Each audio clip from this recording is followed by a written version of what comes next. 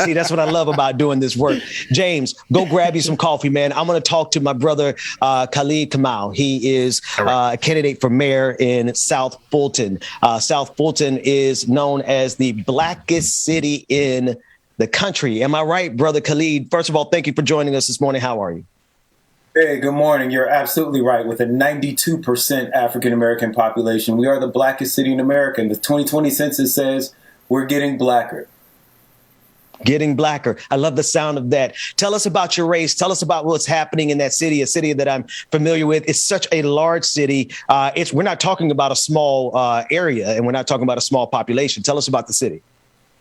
Yeah, not at all. South Fulton, I don't know if you all got those graphics I sent this morning. People can also just visit khalidcares.com/101. But the city of South Fulton is actually 100 square miles. I call us Atlanta's twin city. We are the same size as Atlanta.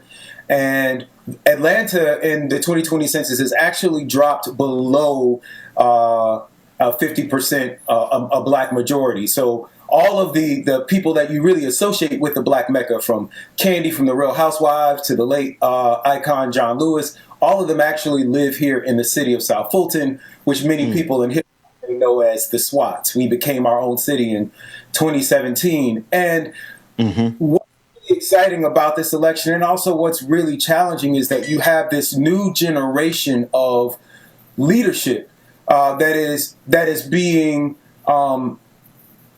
you have these old black leaders who at one time, right, were good leaders. They actually wrestled power from racist power structures in the 70s and 80s, but now are blocking the passing of the baton to this next generation of leadership. We have India Walton in Buffalo, New York. We know that they tried to do it in Birmingham with Randall Woodfin, but he was successful. And I believe that myself and Andre Dickens, who's also running against a 20-year incumbent in Twin City, Atlanta next door, that he and I will both be successful as Generation X.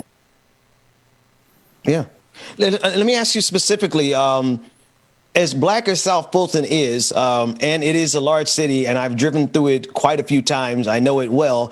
I also see Amazon taking over. I also see warehouses everywhere. I also see it's like it's losing that community feeling, and it seems like a big portion of it is being sold off to corporations. Talk about that for us. Yes. So again, we talk about these leaders that have been in power for too long.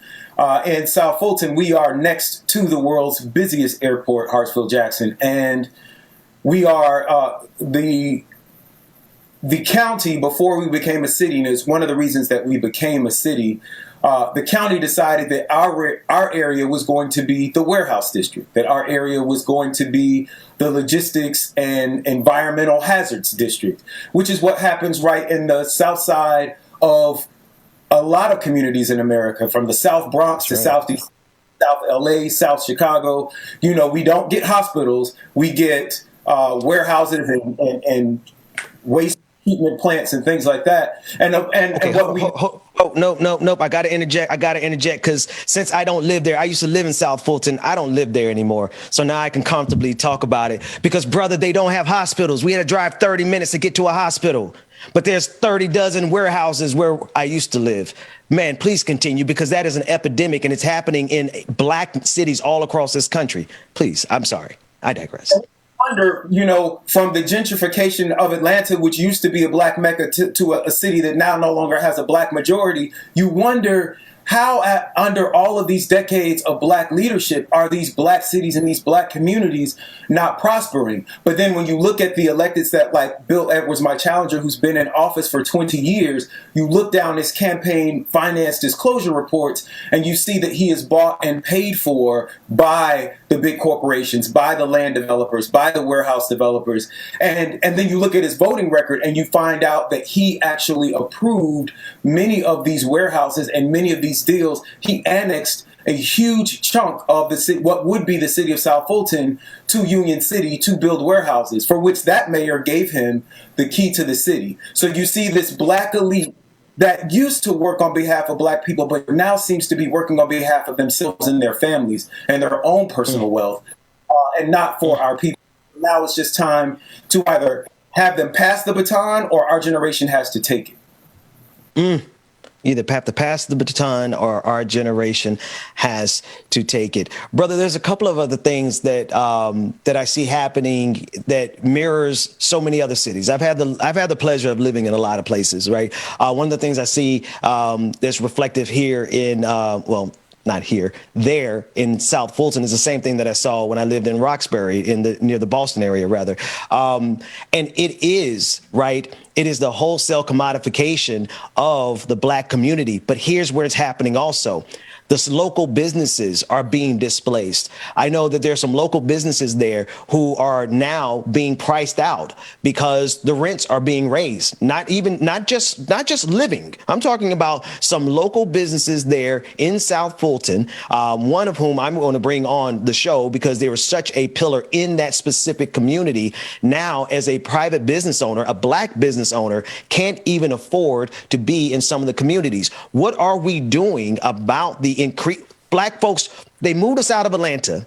They're starting to move us out of South Fulton little by little. What's the plan? You know what's so frustrating and even more insidious than being priced out is that we are actually being pushed and policed out.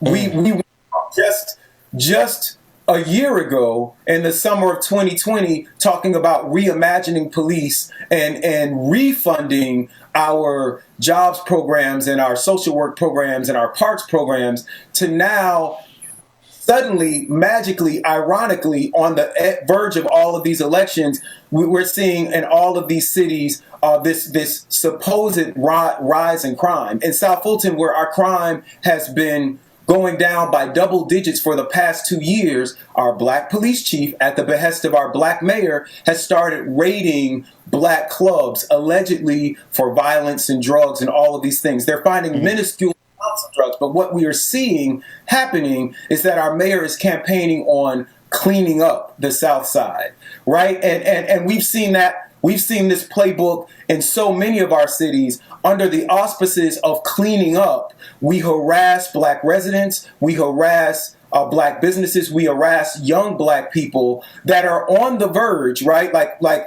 this is Generation X. So we're talking about not millennials. We're talking about those of us who are in our 30s and 40s and are ready to inherit houses and land from our parents. We're now suddenly, whether by rising taxes or just by police harassment, we are being driven out of our communities under this auspice of cleaning up. And that's really how gentrification begins, is that you get rid of the places where young Black people are gathering power. So I've been working with a lot of Black businesses and clubs and a lot of restaurants and restaurateurs. You know, that is, since slavery, that was one of the first businesses that we were able to operate, right? Because Black folks are going to eat, Black folks are going to party. And we have really generated a lot of support in that community. So we're actually, the election is Tuesday, Monday night, it's Monday Night Football. We're going to ride out on Old Nat on the South Side. We're just going to take over the South Side and get people excited about this election. Right. We have rapper who's made a campaign song for us called Black on Purpose. You can find it on Spotify.